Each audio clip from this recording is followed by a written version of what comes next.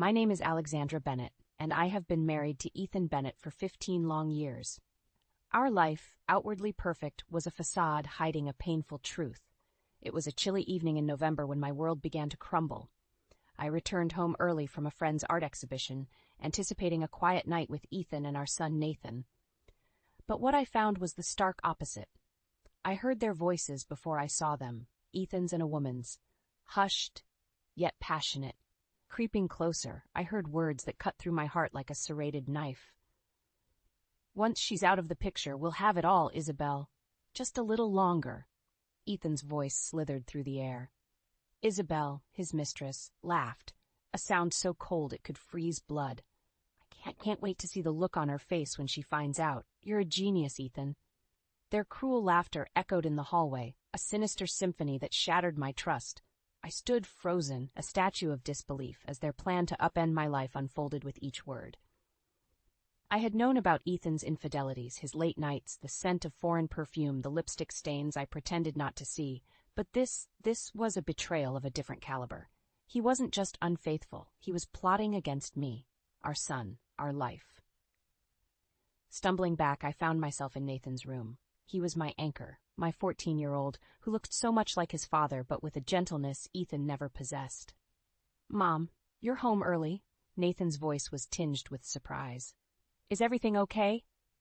I forced a smile, my heart breaking in silence. "Everything's fine, honey. Just tired, that's all." I couldn't burden him, not yet. Not until I understood the full extent of Ethan's treachery. That night, as I lay in bed next to the man who had just vowed to dismantle my life, a plan began to take shape in my mind. Ethan thought he could discard me like an old toy, but I was not going to be a silent victim in his cruel game. The stakes were high, but I was ready to play. This was not just about me anymore, it was about Nathan, our future, and the justice we deserved. Ethan Bennett was about to learn that every action has its consequences, and I was going to be the one to teach him that lesson. Eleanor, my mother-in-law, was the unexpected ally in a house divided by secrets and lies. Despite her son's despicable nature, Eleanor's affection for me and Nathan had always been genuine. She was the first person I confided in about Ethan's betrayal. In the privacy of her quaint living room, with its floral curtains and the aroma of freshly brewed coffee, I found the courage to speak. "Eleanor, Ethan is planning to leave me for another woman. He's been plotting this for a while." Her reaction was a mix of anger and sorrow. "That boy has always been selfish. But this, Alexandra, you and Nathan don't deserve this." Eleanor's empathy was a balm, but it was her next words that sparked a fire within me. "We need to protect you and Nathan. Ethan can't just get away with this." The conversation turned to action. We needed a plan, one that would expose Ethan's true colors and safeguard our future. It was a game of chess, and we were 2 moves away from checkmate. Meanwhile, Nathan's bond with his father was disintegrating. I overheard their conversation one evening, a dialogue laced with disappointment and unspoken accusations. "Why are you never home, Dad? You missed my soccer game again." Nathan's voice was a mix of hurt and accusation. Ethan's response was dismissive, his usual defense mechanism. "Business, Nathan. You'll understand when you're older. Priorities, son." But Nathan was older than his years. "Mom's always there. Are we not your priority, Dad?" The conversation ended with Ethan walking away, a cowardly retreat from a confrontation he couldn't win. Nathan's eyes, so much like his father's, yet filled with a depth Ethan never had, met mine. We didn't need words. Our resolve was unspoken. Eleanor and I continued to weave our web. We gathered evidence, bank statements, photographs, and messages. Every piece was a testament to Ethan's betrayal. Our plan was taking shape, a strategy not just for revenge, but for justice. As I tucked Nathan into bed that night, his innocent face asleep in the moonlit room, my resolve hardened. This was no longer just a battle, it was a war for our dignity, for our future. Ethan Bennett, in his arrogance, had underestimated the strength of the bonds he sought to break. He was about to learn that the ties of kinship were stronger than his web of lies. The morning I decided to confront Ethan was draped in an eerie silence. I had rehearsed this moment in my mind, but nothing could prepare me for the reality of it. He was at the kitchen table, his back to me, engrossed in his phone. Without a word, I slid the envelope across the table. It contained the irrefutable evidence of his infidelity, pictures of him with Isabel, receipts from extravagant gifts, and damning messages. Ethan's reaction was a cocktail of shock, denial, and then, disgustingly, amusement. "You've been snooping around, Alexandra? Is this some sort of joke?" His attempt to downplay his betrayal only fueled my resolve. "This is no joke, Ethan. You've been planning to leave me for Isabel. I know everything." For a moment, Ethan's facade cracked, revealing the coward beneath. "Alexandra, let's be reasonable. We can sort this out." "Sort this out?" I echoed, my voice rising. "You want to abandon your family for your mistress, and you think we can sort this out?" The room was thick with tension, a tangible force that seemed to suffocate any remnants of love we once shared. Ethan's next words were the final nail in the coffin of our marriage. "Alexandra, you're overreacting. Isabel understands me in ways you never could. I need someone younger, more vibrant." His words were a slap in the face, a confirmation of every fear and insecurity I had ever felt in our marriage. But they also ignited a fire within me, a fire of defiance and strength. "Vibrant?" I retorted, my voice steady despite the storm raging inside me. "Is that what you call betrayal these days?" It was clear then that there was no salvaging our marriage. Ethan had made his choice, and it was not me, not us. I left the room with a newfound determination. I would not be a victim of Ethan Bennett's selfish whims. The days that followed were a whirlwind of activity. Meetings with lawyers, discussions with Eleanor, and late-night planning sessions. We were building a case, not just for divorce, but for justice. And then came the health scare, a routine checkup that turned into a series of tests, the results of which left me reeling. Possible breast cancer? The doctor had said, her voice a blend of professional detachment and sympathy. I was stunned, my mind a chaos of fear and uncertainty. But amidst the turmoil, a plan began to take shape. A plan that would expose Ethan's true nature once and for all. "We'll tell Ethan about the diagnosis," Eleanor suggested during one of our strategy meetings. "Let's see if there's any humanity left in him." It was a gamble, but one we were willing to take. Ethan's reaction to my potential illness would be the ultimate test of his character. It was a test I was almost certain he would fail. The day we decided to reveal my diagnosis to Ethan, the air in the house was thick with anticipation. Eleanor had come over, her presence a source of strength as I prepared to face my husband. Ethan returned home late, as usual, the smell of expensive cologne and deceit clinging to him. Eleanor and I sat in the living room, the envelope containing my medical reports on the coffee table. His eyes flickered with a blend of curiosity and irritation as he walked in. "Alexandra, what's this about?" "You said it was urgent." Ethan's voice held a note of impatience. I took a deep breath, the weight of the moment pressing down on me. "Ethan, I went to the doctor last week. They suspect it might be breast cancer." The words hung in the air, heavy with the gravity of their implication. I watched Ethan closely, searching for a flicker of concern, of love. But what I saw was far more chilling. "Breast cancer? That's unfortunate," Ethan said, his voice devoid of warmth. "But what does this mean for us?" Us. The word echoed mockingly in the room. There was no us, not anymore. Eleanor's gaze was piercing, her disappointment in her son palpable. "It means, Ethan, that your wife needs you now more than ever. She needs your support." Ethan shifted uncomfortably, his eyes darting between the envelope and the door. "Right, of course. We'll figure this out. I need some air." And with that, he left, his retreat as cowardly as it was revealing.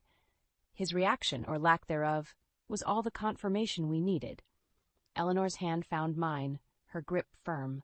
"We know what we have to do, Alexandra." The following weeks were a blur of activity. My condition worsened according to the narrative we fed Ethan. His visits were sporadic, brief, and devoid of any real concern. It was clear that his thoughts were elsewhere, with Isabel, with his escape plan. But Ethan wasn't the only one making plans. Eleanor and I, with the help of my lawyer, were meticulously crafting the trap that would strip Ethan of his power and reveal his true nature to the world. The climax of our plan came one evening when Ethan returned home to find his belongings packed in boxes, his precious possessions stripped from their usual places. "What the hell is this, Alexandra?" Ethan exploded, his composure finally cracking. "It's over, Ethan," I said, my voice steady, despite the storm raging inside me.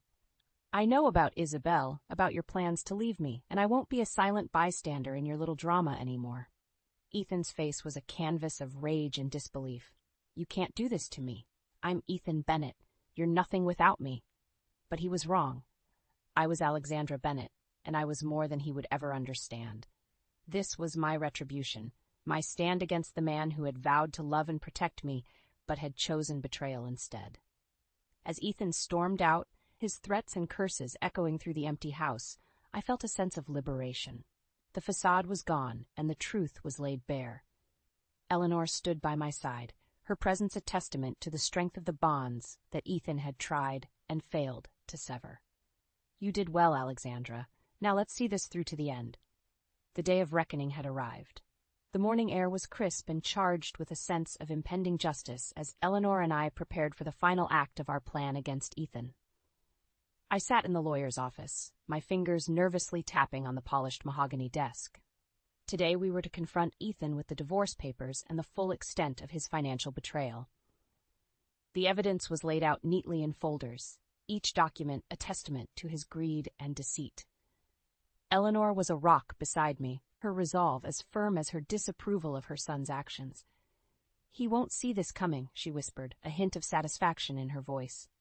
The door opened, and Ethan walked in, his usual arrogance replaced with a hint of unease.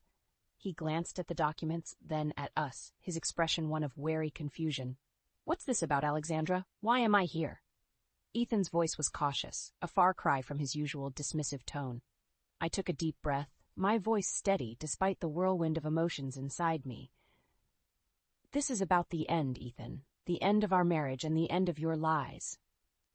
Ethan's eyes widened as he flipped through the documents. Bank statements, property deeds, evidence of his financial infidelities, all laid bare for him to see. This can't be happening, he muttered, his composure slipping. You can't do this to me. Eleanor leaned forward, her gaze unwavering. You did this to yourself, Ethan. You chose betrayal over your family. Now you face the consequences. The lawyer, a stern woman with an air of unyielding authority, began to outline the terms of the divorce. The division of assets, the alimony, the child support, each point a nail in the coffin of Ethan's grand plans. Ethan's protests grew more desperate, his pleas more pathetic. You can't leave me with nothing. I'm your husband, Alexandra. We can work this out. But it was too late for negotiations, too late for remorse. There's nothing left to work out, Ethan. You made your choice. Now, I'm making mine. The meeting ended with Ethan storming out, his threats of revenge and legal battles echoing hollowly in the office. But his words held no power over me anymore. I had seen the man behind the mask, and I was no longer afraid. As we left the lawyer's office, Eleanor's hand found mine, a silent show of solidarity and strength. You're free, Alexandra. You and Nathan can start anew. And she was right. Despite the turmoil and pain, I felt a sense of liberation, a weight lifted from my shoulders. The battle was over, but the war was just beginning. Ethan Bennett would learn that the price of betrayal was high, and I would be there to ensure he paid it in full.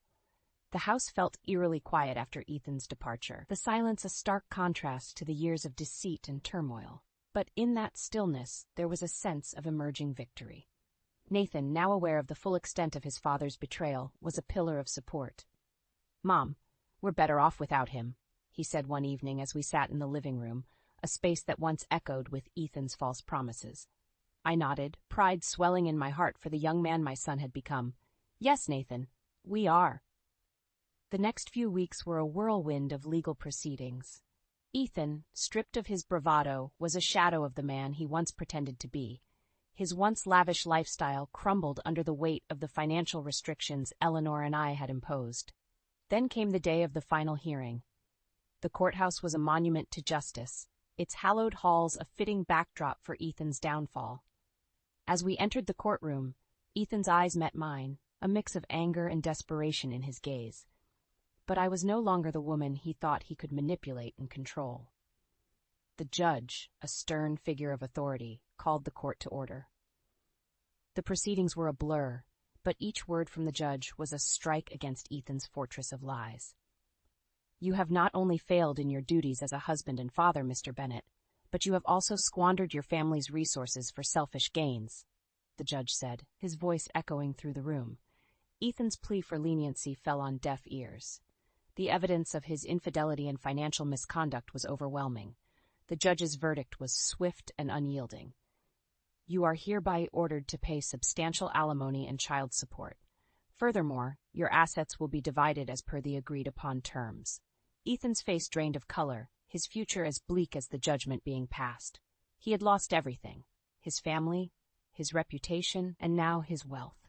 As we left the courtroom, Nathan's hand in mine, I felt a sense of closure. The legal battle was over, and justice had been served. Ethan's reign of deceit had come to an end, and with it, the chapter of our lives that he had tainted. We stepped out into the sunlight, the world seeming brighter, more hopeful. Nathan looked up at me, a smile on his face. Mom, we did it. We're free. Yes, we were free. Free from Ethan's lies. Free from the shadows of the past. It was the beginning of a new chapter, one filled with hope and the promise of a brighter future. Ethan Bennett had learned the hard way that the wheels of justice, though they grind slowly, grind exceedingly fine. The days following the court's decision were a time of reflection and renewal. The house, once a battleground of secrets and lies, now resonated with the promise of a new beginning. Nathan and I spent our days planning for the future, a future unmarred by Ethan's shadow. One afternoon, as the golden light of the setting sun filled the living room, Nathan turned to me, his eyes thoughtful. Mom, do you ever regret it? Marrying Dad, I mean. I paused, considering the weight of the question. No, Nathan. Despite everything, I don't regret it. Your father gave me the greatest gift, you, and through all this, I've found a strength I never knew I had. Nathan nodded, understanding reflecting in his eyes. I'm proud of you, Mom. You stood up to him, fought back. It wasn't just for me, Nathan. It was for us, for our future, I said, reaching out to squeeze his hand. In the weeks that followed, news of Ethan's downfall spread. His reputation, once that of a successful businessman, was now tarnished beyond repair. But our focus was no longer on Ethan's fate. It was on rebuilding our lives. Eleanor remained a constant presence, her support unwavering. You've both been so strong, she said one day as we shared a quiet lunch. I'm sorry Ethan couldn't be the man you deserved, Alexandra. Eleanor, you've been more than family to me, I replied, gratitude welling in my heart. You and Harrison have shown us kindness and love, more than I could have asked for. As the seasons changed, so did our lives. Nathan excelled in his studies, his resilience shining through, and I found solace in my work, my art, rediscovering passions I had long suppressed under Ethan's shadow. One evening, as Nathan and I sat on the porch watching the stars twinkle in the night sky, I felt a sense of peace. The pain of the past was fading, leaving behind lessons and newfound strength. Mom, what's next for us? Nathan asked, his voice filled with hope. Whatever we want, Nathan. We have a whole world to explore, dreams to chase. We're free to live our lives on our terms, I said, my heart full of optimism. We sat there, mother and son, looking up at the vast expanse of the night sky, our hearts light with the promise of new beginnings. The darkness of the past was behind us, and ahead lay a path illuminated by the light of our courage and love. Ethan Bennett's shadow had been lifted, and in its place was the bright dawn of our new life, a life built on truth, strength, and the unbreakable bond between a mother and her son.